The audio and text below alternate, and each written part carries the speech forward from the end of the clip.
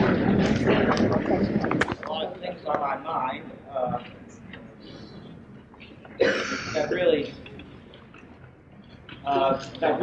bring to focus a lot of the things that we've been trying to say. I'm going to try to integrate these things as we go along, but I want you to watch very carefully the events that transpire in Great Britain now. They are extraordinarily important, and they reflect really, I think, the deepest crisis in what is a very critical period for Western capitalism. And the results of the miners' strike, I think, and how far the Labour Party will go in deserting the miners, I think will tell us a great deal about how defensive the system really is going to become. Watch it as closely as you can. I don't know what to tell you to read in Madison, frankly, because it's difficult. And the New York Times, of course, is just so full of baloney that it's very, very difficult, really, even to derive very much out of it. But I have some things that I will bring to your attention as we move along. Also, sort of interested, I don't know very much about it yet, but I'm really sort of interested, I must say, in the very local case of the woman who is fighting for her career, or for her job here on campus. I hadn't known very much about it until somebody made an announcement in class here, largely because I live in a world outside of the university for the most part, and I have long since given up the idea that very much can go on inside. But it suffices to say that every once in a while I really am sort of magnetized into it again, and I just read some things that she wrote. I myself am going to, I think, interest myself in this somewhat. I think she's got a good case in accusing people of bouncing her for political reasons, not the least of which being that she's a woman.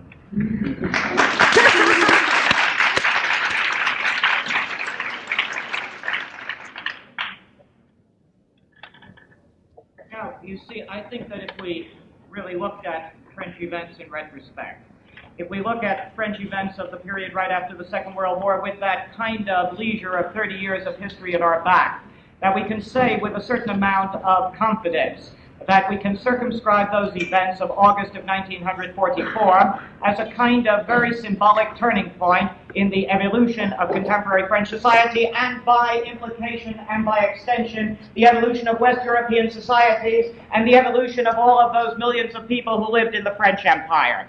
Because quite obviously those events of August of 1944, that great transpiration in the city of Paris, constituted the effort to make a popular insurrection.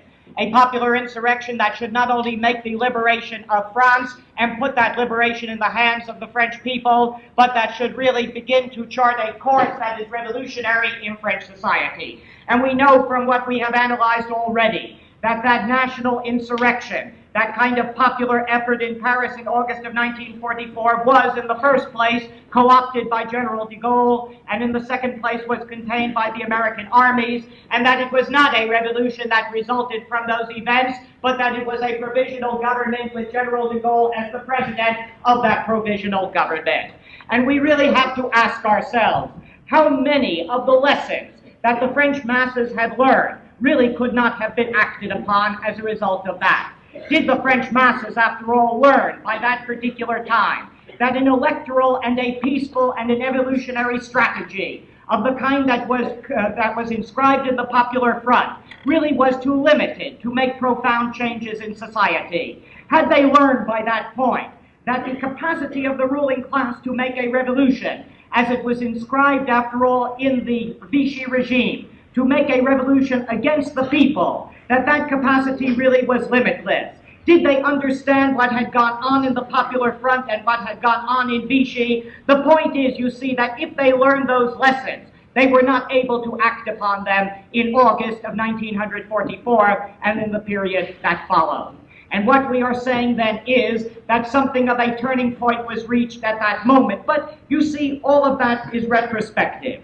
If you move in rather closely to the events, if you don't have 30 years of history at your back to elucidate, then it looks different. Then you don't think that August 44 is a turning point. You think it is really just a beginning. And the point I want to make to you today, because it is crucially important, is that it took almost 3 years.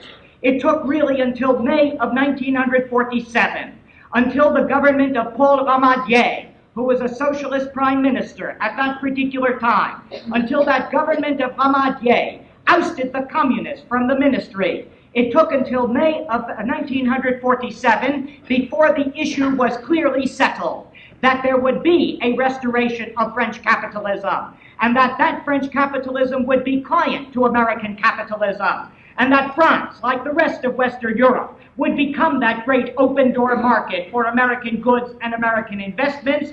All of that was perfectly clear after May of 1947, but until that time, there was, if you were living through it, a question. You see, if you look at it closely, consider these facts. Consider that the deterioration and the destruction of the living standards of the French people was very decisive as a result of the occupation and then the War of Liberation and then the resistance movement itself. You are talking, if you please, about the objective reality, which is potentially revolutionary. We're talking, after all, about the destruction of infrastructure in France. That commission that was established by the French government in 1947 to determine how much had been destroyed in the country from 1940 through 1944 estimated that it was 91 billion gold francs worth of destruction. We're talking about 25,000 kilometers of rail out of 43,000. We're talking about the destruction of 3,000 bridges. We're talking about the destruction of a third of the port facilities of France. In other words, you're dealing with an infrastructure that really lies in ruins in that country. And you're talking in the second place about production standards that go all the way down. If you take that year from the middle of 1945 to the middle of 1946, the first year after the war, you find that the index of industrial production, using the year 1938 as the index number of 100, that it is down to 60%. That agricultural production is only half as great as it was in 1938. And I ask you to think of what that means to the French people. It means that for those 6 months after the war, the average Frenchman or French woman ate 160 grams of meat a week. That if they went into stores to find shoes or to find clothes, they found mainly empty shelves. And I'm talking about an inflation that is so terrific because of these shortages, that the purchasing power of the masses really deteriorates and disintegrates, that in that first year after the war was over, that workers were making in skilled work only 65% in real wages of what they made in 1938, only 70% as unskilled workers. The point is that there is a structure objectively which is potentially revolutionary. And I ask you to consider a second fact, and that is that in the only way in which the French people had a chance of expressing themselves in the period after the war and telling what they wanted, namely through elections, in that electoral forum, the French public showed that it had moved very sharply to the left. In part, that indicator is demonstrated by the role of the Communist Party, that the Communist Party emerged from the war far and away the most impressive political formation in France, really a major political constellation. You're talking about a party which was known as the Parti des Fusillés, the party of people who got shot, the great patriotic party that had made countless sacrifices for the liberation of France. You're talking about the party that in the public imagination will make the great structural reforms to give France a new start.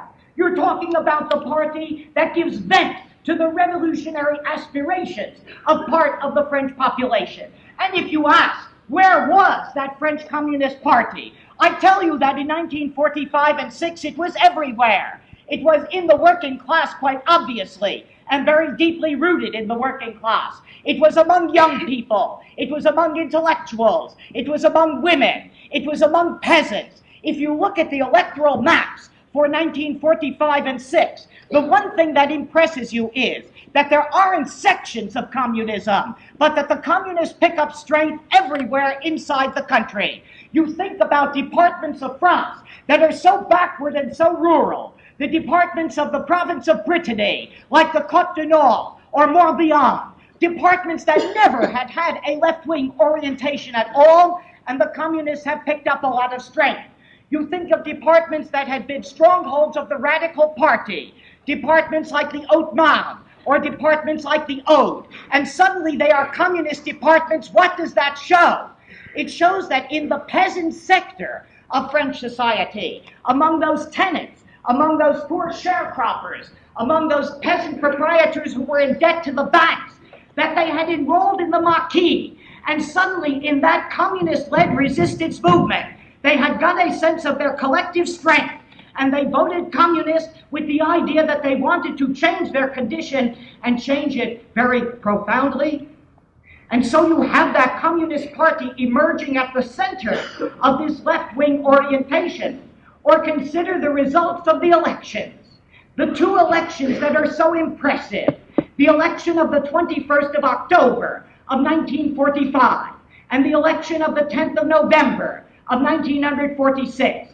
And in that 45 election, you elect the Constituent Assembly, the first post-war election. And it's the assembly that will draw up the Constitution for the new republic. And in those elections, the communists are the largest party, and they get 26.4% of the vote. And the socialists are next, and they get 23.8% of the vote. And add that up, because the two parties that nominally are Marxist, that nominally are anti-capitalist and revolutionary by their aspiration, those two parties have more than 50% of the vote in those elections of the 21st of October of 1945. And if you go a year after that to the elections of November of 46, which are the first elections held under the new Constitution that is finally adopted, the communists increase their strength. In those elections of November of 46, they have 28.6% of the vote, and they have picked up votes from the socialists, who have declined to 15% of the vote. But the important thing is that in both of those elections, communists and socialists, plus the third party, which constituted the third resistance party, a bourgeois party but progressive presumably and of the left, the MRP, the Mouvement Républicain Populaire, the Popular Republicans, among those three parties in both of those elections, the resistance coalition got 75% of the vote and 75% of the seats. And consider in the third place that the one bourgeois party that is involved, namely the MRP, is a new party, and that it stands somewhat to the left, that it is the French variant of Christian democracy in Italy. It is the French variant of the De Gasperi party, and they are the Catholic Résistants who found the MRP, and they found it under the banner Revolution Within the Law, that they want a peaceful change, but a revolutionary change, they said. They want reforms in society. They want to adapt the church to a very progressive reformist society. Now, we know that that banner is a phony one with the MRP, and we know that under that banner, all of the conservatives and reactionaries of France who couldn't show their true colors in 1945 and 6, who were afraid to claim that they supported Vichy or were collaborationists, they would find in the MRP their particular haven. But we know that now, and that was not discernible in 1945 and 46. Or consider in the third place that the French government, from the time that de Gaulle established his provisional government in August of 44, down until Ramadier ousted the communists in May of 47, that over that almost 3-year period, the governments of France were what we call tripartite governments. And that's important to note, because tripartitism is a coalition of the three resistance parties, the three left-wing parties. They are coalition governments of communists, of socialists, and of MRP. And noted well that from the beginning, the communists are in the government, and that their strength in the government increases. De Gaulle puts them in at the beginning, because he, after all, establishes an Union Nationale, a national union, in 1944. And he can't do anything else but that. These communists have made the resistance, he has to include them. And so this national union includes those three parties, plus a few conservatives that de Gaulle puts in. Now he leaves to the communists very little ministerial influence. None of the big ministries, not interior, not justice, not foreign affairs, not defense, but there are two communist ministers under de Gaulle. One of them for aviation, Chantion, the other one in the Ministry of Health, but the communists are there. It is a presence. Then comes the elections of October of 45, the first elections after the war is over. And in those elections, the communists come back the biggest party, and they have a problem about presence and participation. As I have said, between communists and socialists, there was more than 50% of the vote. And the communists wanted for there to be a ministry of communists and socialists together, and that's all. And Blum, on the 25th of October of 45, coming back to head the Socialist Party of France, Léon Blum rejected this. He would not be a cat's paw for the communists. And he said that any government had to include the MRP, and the communists accepted that. And they did it with the idea that they wanted their presence in the ministry. And the second crisis they faced, that when de Gaulle, who was still the head of the government, handed out the ministries, he still didn't give them any of the big ones, so that the communists had 5 ministries out of 21. And Torres was included. The Secretary General of the Communist Party was included as so-called Minister of State. In other words, minister without portfolio. And there was the Minister of Armaments, who was a communist. And then 3 deputy ministers, 5 of the 21. None of the big ministries, but the communists were there. And then they increased their position even more, because on the 21st of January of 1946, an explosion hits French politics, something that presumably hadn't been anticipated, and that is that General de Gaulle, the head of this French government, suddenly resigns and temporarily leaves French politics. Now you have to understand what Le Grand Charles is about, and you have to understand that when he makes this explosion on the 21st of January, it is out of all of this great orgueil, this great sense of pride of de Gaulle. And that is that when you had those elections of October of 45, and you elect a constituent assembly of the left, it begins mucking around with a constitutional proposal that he can't accept. They keep talking about a one-chamber parliament. They keep talking about a very weak executive. No. De Gaulle wants to be the head of a very strong French executive. He wants to be the president of a France in which he can guarantee the greatness of the country internationally, in which he can guarantee the retention of the French Empire, in which he can guarantee internal peace so that capitalism as a disciplined phenomenon can expand in France, and all of that will be taken from him, and he will go away, and he will wait. And de Gaulle, when he goes away, does it in typical de Gaulle fashion. He says as he resigns, "Les Français, ce sont les vaches." The French are nothing but cows, and consequently I will wait until they come home, after all, into the pasture. And so he goes away to Colombey and goes into a kind of a sulk and comes out again in April of 1947 at Strasbourg, does he not, to found his Rassemblement du Peuple Français, his RPF, a reactionary party, not to overthrow the Republic, but to revise it, to replace it, to make it a strong kind of authoritarian republic as he thinks is necessary.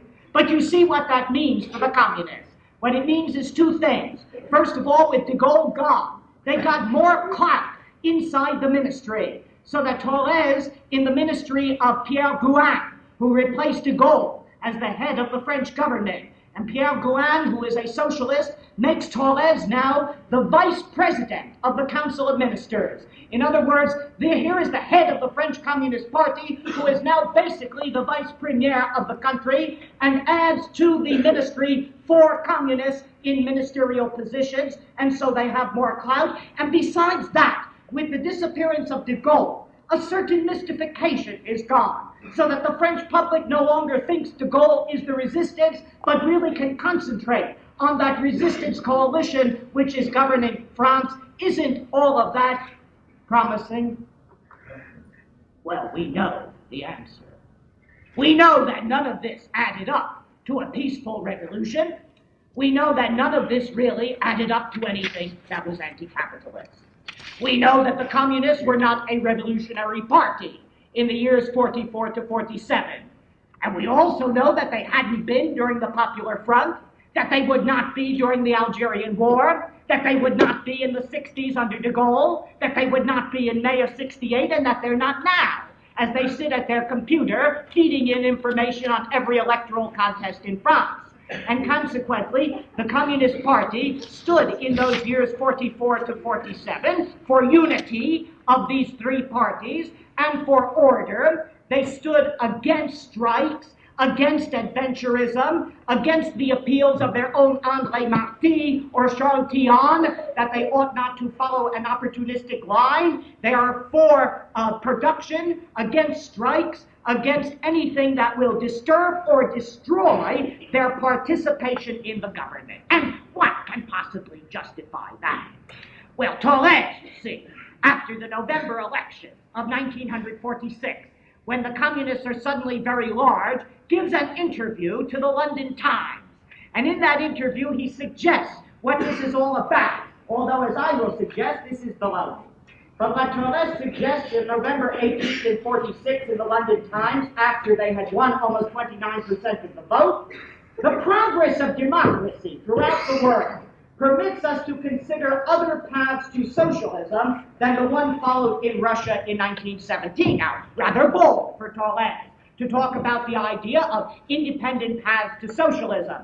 And he did that rather tantalizingly from time to time in this particular period. What he is implying is that there is a peaceful road to socialism or an electoral road to socialism. But never, you see, does he really theorize that. Never does he spell it out in detail. What will happen if there really is a confrontation with the bourgeoisie? What if the capitalists don't willingly want to give up their enterprises? He never discusses that. The only argument he ever uses is that it happened without an uprising of the people in East Europe. And in East Europe, you did have the installation of communist regimes. What he neglects to point out is that there was the Russian army, and the Russian army was on the scene, and that was a variable of some importance. And consequently, quite obviously, there is this kind of myth perpetrated. But you see the point. The point is that no matter what the communists were in these tripartite governments, if they were revolutionary or not revolutionary, they were prisoners.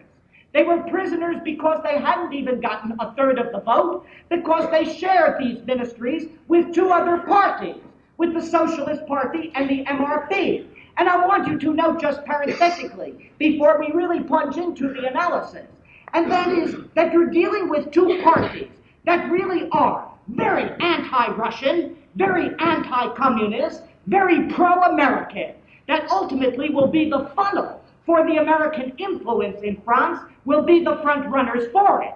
I'm talking about a socialist party that in this post-war period was really pretty bad, that became very much client to American foreign policy. A party whose head is Leon Blum still, 74 years old, beatified after the war because he had spent the war in Buchenwald, because he had suffered as a result of the Nazi occupation, and consequently kind of a seer. But you see, Blum was too old, and he had learned nothing in 30 years, and he hated the communists from the word go, and he thought that they were fratricidal, and they had destroyed the socialist movements right after the First World War, and so Blum's position always was to be suspicious of the communists, to check them, to use the American influence as much as possible in order to circumscribe them. A party, if you please, that defended the French Empire at every turn, because it felt that the French Empire was important to maintain French freedom against Soviet aggression. And so it is a socialist-led government, led by Leon Blum, at the end of 1946, that blunders France into the First Indo-Chinese War, and that makes the attack upon the Vietnamese people. A party whose key figure in 1947 and 8 was Gilles Moch, M-O-C-H, who was first Minister of the Interior, then Minister of Defense, and with Gilles Moch, you have really a type, a paranoid of the First Order, somebody who thinks the communists are everywhere, ready to subvert the society, who faces those great strikes in France in 1947 and 48 with the generalship of somebody fighting against a foreign enemy, and who has maps of the strike fields with little pins placed in them wherever there were police installations, so that he knows how to deploy the police against these strikers. No. It shouldn't surprise you that out of this Socialist Party in 1956 came a Guy Mollet as the Prime Minister, who really upped the ante in Algeria and mapped the strategy of repression of that Algerian revolution, or a Robert Lacoste, who was the resident minister in Algeria at the time and was a socialist and did the job of repression. Nor should it surprise you, though you should know more about it, that they were the socialists who were the leading spokesmen of the American position, not only the French socialists, but social democrats in Europe. I'm talking about the Paul-Henri Spaaks, that Belgian socialist who was virtually the father of NATO on the European continent. I'm talking about Joseph Buttinger, the Austrian socialist, who made his way into the American State Department to be the advisor on the Vietnam desk, and who really is the inventor of Diem. No, you have something strange with the socialists, and not very revolutionary. But one thing makes them look good, and that's the MRP. Because the MRP is so bad that fundamentally to be in a coalition with it is really to be in a prison. As I said, it was a haven for the conservatives and the reactionaries. But you take the head of that MRP. That is our good friend, Bidault, Georges Bidault, B-I-D-A-U-L-T. And Bidault, a terrifically important figure, somebody who really is an architect for the American position in Europe, somebody who is an architect for the repression of liberation movements in the French Empire, somebody who becomes so frenetic over Algeria that Bidault was willing to establish a military fascist regime in France in order to keep Algeria French. And this Bidault passed for a man of the left. He was, after all, somebody who, as a Catholic in the 1920s, had approved Pius XI in 1926, when Pius XI had condemned the Action Française. So he passed for a left-wing Catholic, and then became the president of the Conseil National de la Résistance. But he himself gives himself away, because Bidault says to Roger Stéphane, in the midst of the resistance movement, and Stéphane, an intellectual who really was a good resistance fighter, and here is Bidault saying to him one day in 1944, you know, I tell you a secret, and that is that if I lived in the time of the Commune, I would have been on the side of Versailles. Well, quite obviously, you're dealing with somebody who understands his own limitations as a revolutionary leader. And consequently, you're dealing really with a kind of imprisonment. Well, you see, all of that leads us to the questions with which I want to begin to deal. And the question is, first of all, what was the communist strategy and why? That's terribly important because it is paradigm for the communist role everywhere in Western Europe and indeed in other parts of the world. The second question, how did American policymakers really succeed? The third question, what kind of a French society was the result of that success? What do we mean by neo-capitalism? And finally, that very crucial question, what happened to the masses in the French Empire? What happens to the Vietnamese people? What happens to the Algerian people in particular? Well, you see, I've tried to grapple with this communist problem a lot, and the documents are extraordinarily interesting if you read them closely. Now take a date. Take the 12th of December of 1945. The 12th of December, there was a big meeting in Paris. It was held in one of those big meeting halls called the Vélodrome d'Hiver. And it was a meeting called by a coalition of French workers who were in the public sector, railroad workers,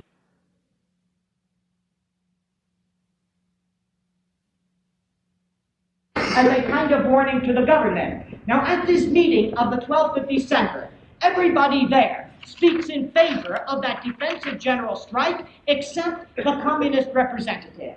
And the communist representative is a man named Henri Reynaud, who is a responsible figure in the General Confederation of Labor. And this is what Henri Reynaud says at that meeting. In the present circumstances, a general strike would be a catastrophe. By stopping the trains, it would starve the country. In other words, what he's saying is that the battle of production, behind which the communists stood foursquare, would certainly be jeopardized. And 2 days later, on the 14th of December of 45, Torres, at the ministry meeting, at a meeting of the Council of Ministries, expostulated on that question. And he said, the government should not yield to intolerable pressure, and the proposal of the Minister of Finance to keep wages frozen should be adopted. Now you see what that means. De Gaulle knew what it meant. And de Gaulle writes very eloquently in his memoirs about the year 1945, and the year that the communists called the year of the battle of production. And de Gaulle writes this about Torres in 45. In regard to Monsieur Torres, though he was of course interested in advancing communist influence, he rendered great service to the public interest. He tirelessly urged workers to produce, whatever the cost. He persuaded them that their work in the national cause was pure joy. Now, was all of that part of some secret communist tactic? I don't know, and I don't care. I don't want to bother deciphering communist tactics. All I can say is that France, la France éternelle, was very well served by Monsieur Torres. Now, unlike de Gaulle, we are interested in deciphering those tactics, and we want to know what it is. Have they just gone stark mad? Are they just producing for the sake of the system? Are they just automatons doing what Stalin said? Well, it's a little more complicated than that. So go back a few months to the explanation that Torres gives of what the line is. And that comes at the 10th Party Congress, which is in June of 1945. And I call and translate for you what I think is an extraordinary passage that really is very little expounded upon by people who write upon this question. Because Torres talks in his very long report, it took 4 hours to the 10th Congress. In his very long report, he talks about la démocratie débarrassée des trusts. In other words, democracy that will be rid of monopolies, that will be rid of trusts. That is the goal. The goal is to get a government that can demonopolize France. In other words, that can destroy that kind of feudal sector of capitalism and democratize the social and economic system. And he goes on this way. And listen to it well, because it really tells you what a kind of a weird misconception Torres and the first leadership were about. The happiest perspective for our country would be the prolonged rule of a government of broad national and democratic unity, which can gradually refurbish the country. That is possible, however, only if la grandeur de la France peut être assurée, only if the greatness of France can be assured. Today, they are the volume and the quantity of our material production and our place in the world market, which are the measures of French greatness. The people should gird themselves for the battle of production, so that, as they did for the battle of the liberation. It is a question of assuring, otherwise than by bombastic, empty phrases, the material conditions of French independence. Now, do you know what that means? It means that Torres is saying that the party strategy is to opt for a strong national government that should be of the left, that should be the resistance coalition. That the only way that that government can stay in power is if it delivers. In other words, if it really produces. That if it stays in power and produces, gradually, along the way, it can begin to dismantle the trustified structure of the French economy. What Torres is gambling on, what the party leadership is playing for, is that a left-wing coalition will stay in power, will have the productive elan and the productive prestige to remain in power, and gradually will reform the structure. And he talks at the end about independence. And that's very interesting, because he really does mean that if this is done, the French can get back on their feet without American influence.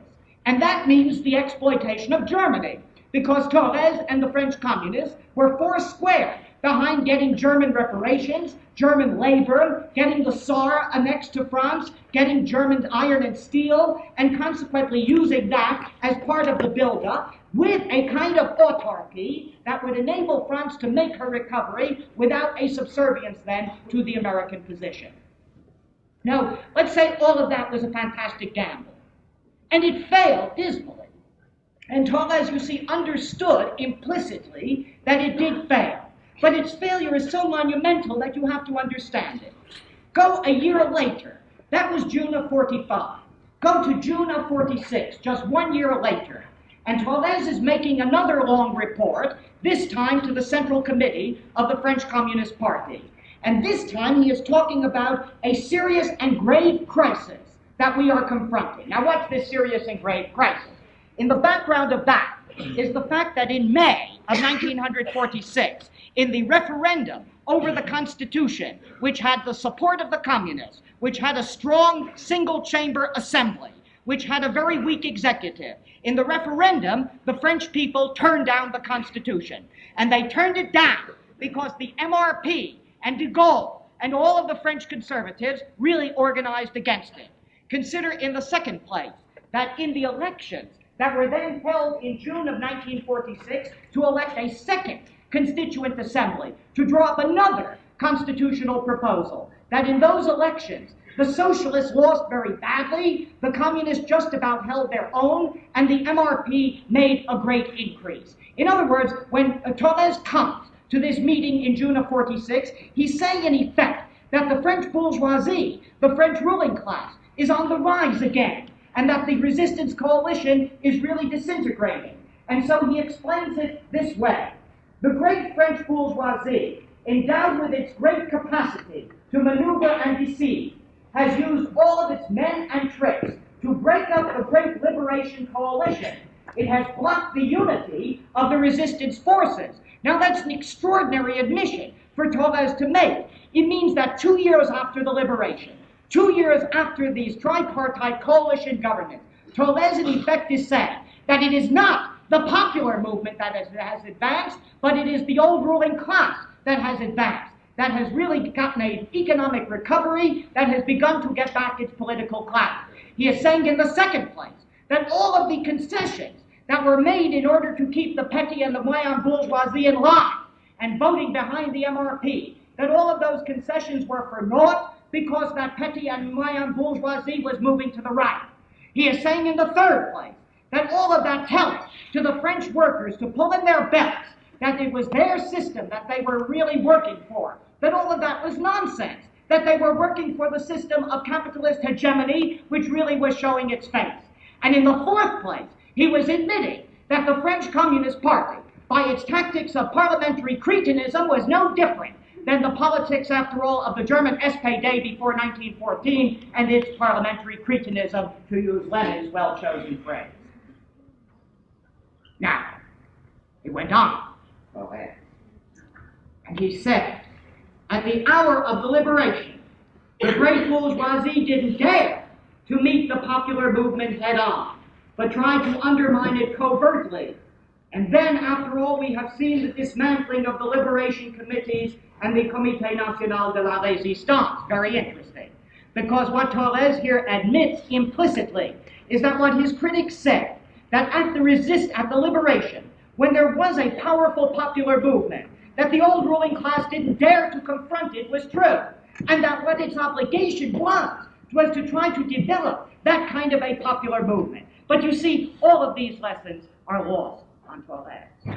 Implicitly, there is an admission. But Tolles goes before that Central Committee of June of 1946 to defend the strategy of the party and to say it was correct. Because into this report sneaks the most tantalizing evidence of opposition at the base in the party. Now, you know you have to read, really, with a fine-tooth comb and search with a fine-tooth comb to find out what goes on in the party. And it's only by reading documents with scrupulous care that you find out. But here is Tolles talking about certain cells in the party that are attacking. He refers to a cell in the Department of the Eon, which criticizes the leadership for collaborating with anti-revolutionaries and making one concession after another to them. He refers to another cell in the Department of the Haute-Pyrénées, who attacks the leadership for collaborating with reactionaries and being an accomplice in passing anti-democratic laws, and then Tolles gives the coup de grace. And this is the ultimate explanation. Note it well. It is June of 46. It is the first time that the party uses this particular excuse, but it will be used over and over again, and it is this in answer to the critics who say that the party, after all, deserted the revolution at the liberation, and Tolles answers. Those who criticize this policy haven't been educated by the article of the American journalist Walter Lippmann, who wrote in the Figaro that American troops were ready to intervene in August of 44 if the communists tried to take power in France. And that will be the ultimate argument. The ultimate argument was that nothing else was possible, that the American armies were there. But you see, inside the French communist movement, there were people like André Marty, the great hero of the mutiny of the Black Sea in 1919, like Charles Tillon, who had headed up the Francs-Tireurs et Partisans, who kept saying, look, this is not the issue. The issue isn't whether there could have been a taking of power in August of 44. The issue is that there were 3 years before August of 44. Why didn't the party then prepare the masses for a struggle for socialism? Why did it put itself always under the aegis or the flag of de Gaulle? And they kept pressing that, and they kept talking about the fact that in 45 there was another situation. Why didn't the party really promise revolution at that point? Finally, the party answers these critics. Note this well. Marty is expelled from the party in 1952. And in the course of that, there are a lot of documents, and here is the Political Bureau, the Politburo, answering Marty in the Cahiers de Communisme in the party theoretical organ on the 3rd of October of 1952. Listen. In August of 1944, the war still wasn't over. A reversal of alliances, that is, a capitalist front against the USSR, was possible. If they had a pretext, the Americans, out of fear of revolution in the West, wouldn't have hesitated to ally with Hitler and with Japan. In France, in spite of the considerable progress of its influence, the party would have been isolated if it had followed any other course than continuing the war against Hitler. Those became the two primary arguments, neither of which holds very much water. First of all, the notion of a reversal of alliances in the midst of the war is really logical, but not very realistic. That is to say that if American policymakers had been able to make a viable deal with Hitler and Japan, they never would have gone to war in the first place. The problem was the problem, after all, of imperialism, or the problem of the division of world markets, and on that Germany and Japan simply weren't conciliatory enough. So far as the communists being isolated because the war against Germany would have been deserted, the implication is that a revolutionary government would not have promoted, not have launched, not have continued that war. But the essence, you see, of what the party says is in the last sentence. The attitude vis-à-vis the USSR in the final analysis is the touchstone of communist behavior at home and abroad, and that was the clue to the whole thing. So the communists didn't backtrack. It was a terrific defeat. What the workers did was to work for the restoration of French capitalism at the behest of the CGT and at the behest of the Communist Party. And here in July of 46, simply a month after that June report about a critical situation, we have Torres speaking, and this a year after the famous appeal of Loisier, speaking about what the workers have done in production. Listen to this. This is July of 46. With almost 160,000 tons a day, we have gone 8% beyond our pre-war level. A marvelous success. Aside from the Soviet Union, France is the only war-torn country which has compiled such an admirable record. We congratulate our miners who have given their muscle and given their sweat in this great effort. Now you see, if Castro had said that, or if a communist Chinese minister had said that in the period of the Great Leap Forward, you would have understood it. In other words, it was the idea that workers had made a terrific contribution to a socialist society in the building. But what Torres is doing is congratulating the workers, really, for pulling the capitalist chestnuts out of the fire. The consequences of that, oh, terrific. The consequences of it, terrific. If you think of it, first of all, in terms of the fact that French workers, after all, suffered a deterioration of their living standard, worked like hell with declining real wages, but that isn't even the beginning of it. The real implication of the communists remaining within this coalition, and I really do want you to stay for a minute and listen to this. The real implication has to do with the colonies, and it is staggering.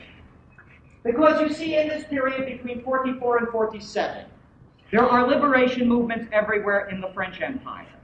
And those liberation movements come to be bloodily repressed. And the communists are ministers in the government, and they rouse no protest, they do not resign, they do not make solidarity. Now look, from the time that Molotov met de Gaulle in London in May of 1942, the Russians were saying that they would support the restoration of the French Empire under de Gaulle. And the French Communist Party said nothing differently.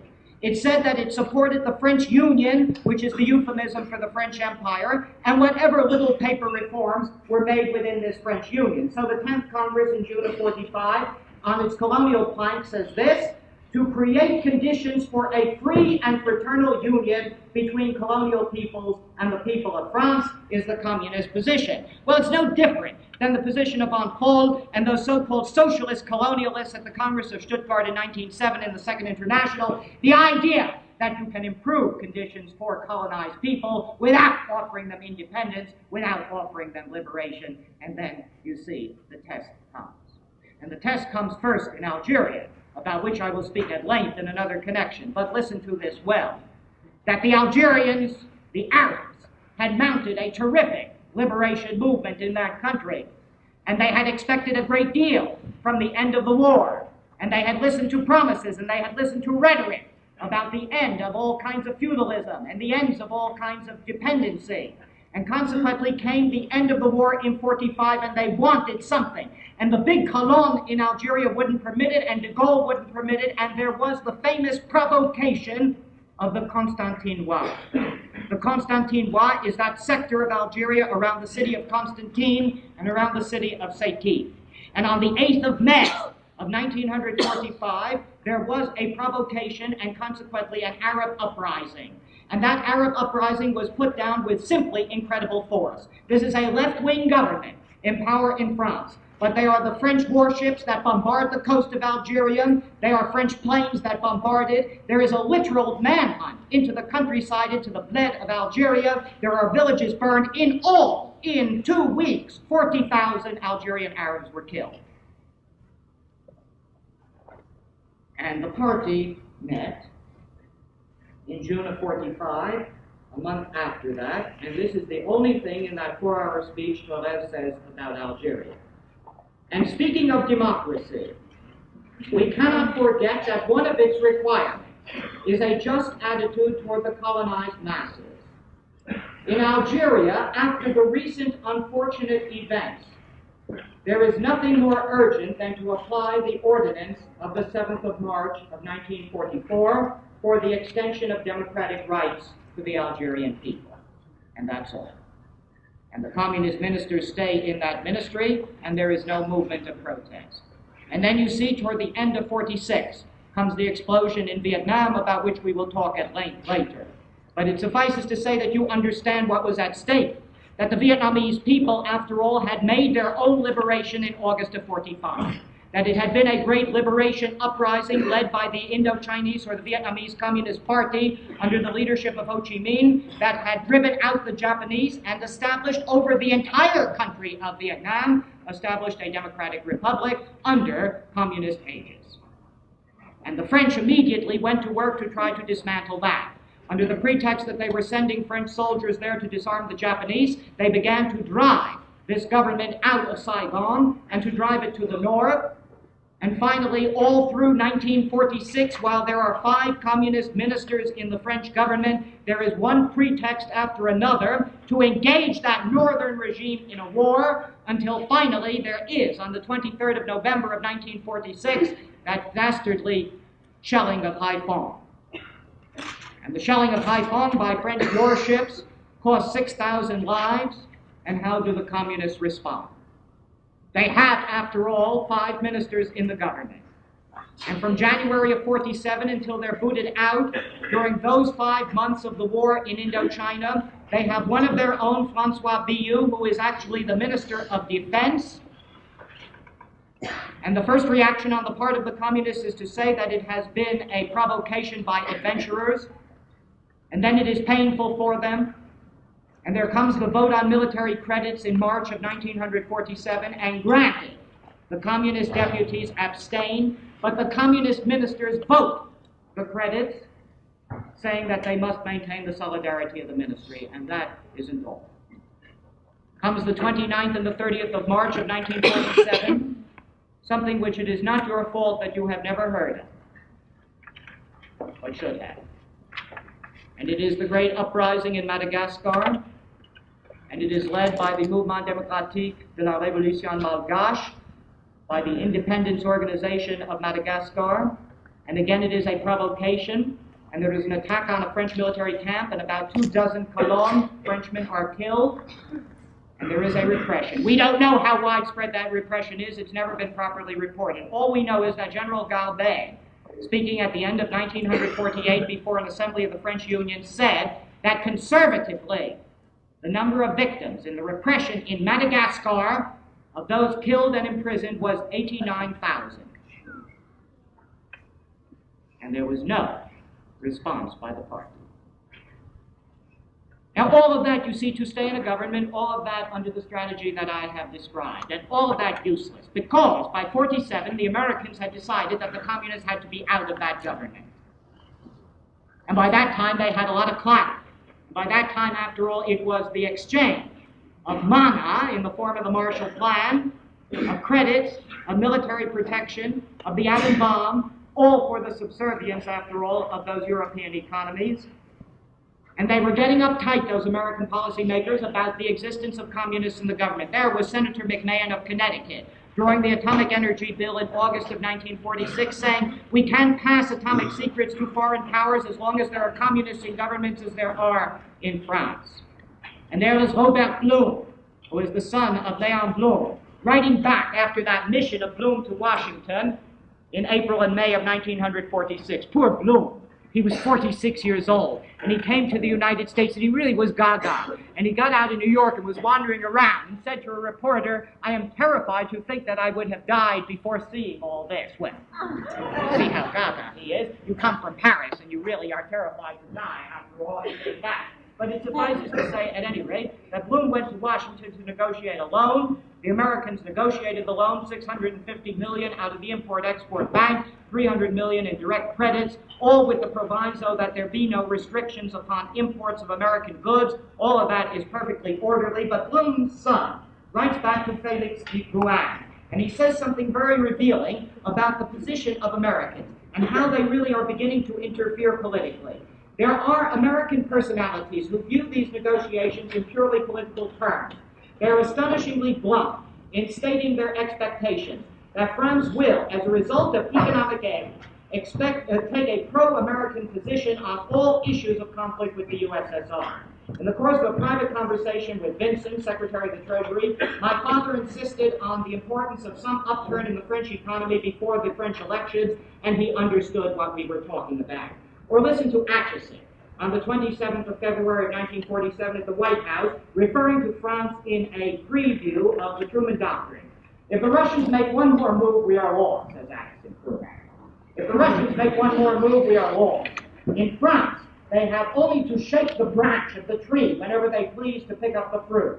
Communists are in the government. They are in every walk of life. And the country is ready to fall under Moscow's heel. Well, you see what that's about.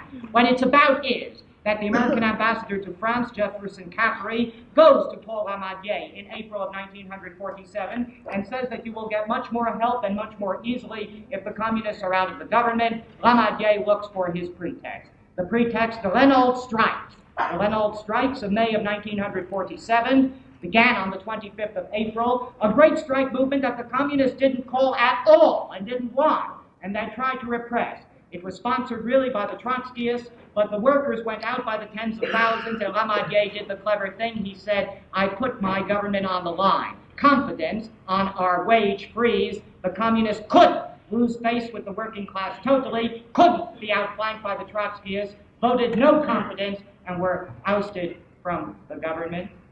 And you see, until Moscow told them differently at the Common Forum meeting of September of 47, those French communists still thought they would get back in the government and that they were part of this particular strategy.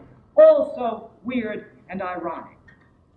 And Tolles, in June of 1947, saying something so plaintive at a communist meeting, saying, we were booted out of the government, And we did so much to restore French production. Compare what we did to what France did in 1919 to 1921. Then, wages went up, but production went down. Now, even though wages went down, production went up, and he was proud of that. And proud of the fact that in 1919 to 21, under a reactionary bleu-horizon government, that the workers had fought and had raised their living standards, but that the communists didn't let them fight in that period, 44 to 47. So ironic. And Cachin stood at that same meeting and he said, disgraceful that a man of state like Torres should be booted out of the French government. Well, he was a man of state. Senator Vandenberg of Michigan, for example, met him in May of 46 in a luncheon in Paris and said that magnificent thing. He said, I just don't understand it. How can a man so humorful, how can a man so healthy be a communist? And consequently, quite obviously, he was coming on well, Torres was. And here is Cachin saying, how could they throw this man of state out? Well, they threw him out because they didn't really ever understand what a great boon the communists were to the American strategy. The communists really never got the proper appreciation from the Americans for what they did. Terrific irony.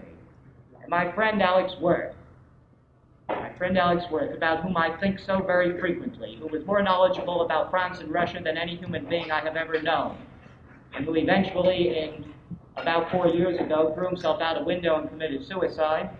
And the letter that he sent to me, which came just 2 days before he did that, the letter that he sent to me really is at the center of this irony. It was after the Russians had moved into Czechoslovakia with their tanks, after the Americans, after all, were everywhere in the world, and in Vietnam especially, and Worth, who was then, after all, an aging man, said, I mean, you know, what is there finally to believe?